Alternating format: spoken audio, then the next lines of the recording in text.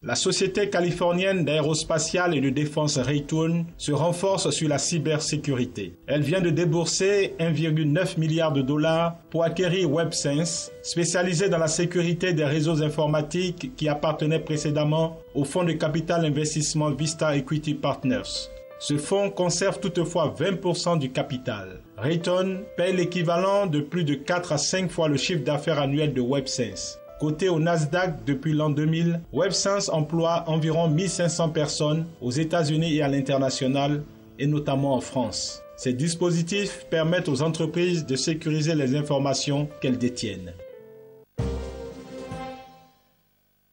La start-up Calanding a annoncé avoir levé 10 millions de dollars en série A auprès des fonds CBC Capital avec la participation de JIC Partners et Gob Partners. Basée à Pékin, la société met en relation les automobilistes en panne et des réparateurs via le service chinois WeChat ou un numéro de téléphone. Les fonds levés lui permettront notamment de développer sa propre application mobile dont elle ne dispose pas encore. Calanding pourrait donc à l'avenir faire partie de ces startups chinoises au business juteux et qui misent sur les besoins immédiats des utilisateurs.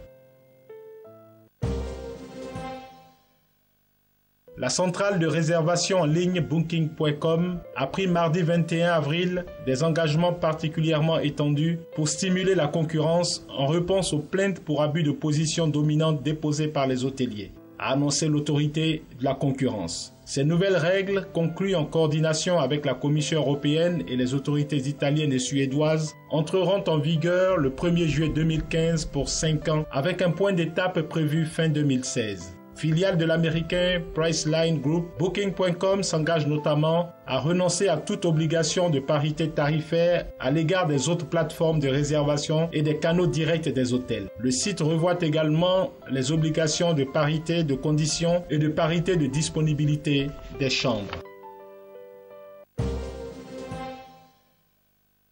Au premier trimestre 2015, le chiffre d'affaires du groupe a atteint 6,44 milliards d'euros, affichant une très forte croissance de 14,1%. Selon les données publiées lundi 20 avril, l'essentiel de cette progression vient des variations des devises et en particulier de la hausse du dollar par rapport à l'euro. À taux de change constant, l'activité de L'Oréal est en hausse de 5,2% par rapport aux 3 premiers mois de 2014 et de 4% hors effet de périmètre. Le groupe dirigé par Jean-Paul Agon devrait pouvoir afficher ce visage radieux toute l'année. Le propriétaire des shampoings Garnier, des parfums Yves Saint Laurent ou des produits dermatologiques La Roche-Posay a calculé que sur la base du taux de change du 31 mars, 1 euro pour 1,076 $, l'impact des effets monétaires s'établirait à plus 9,3% sur l'ensemble de l'année.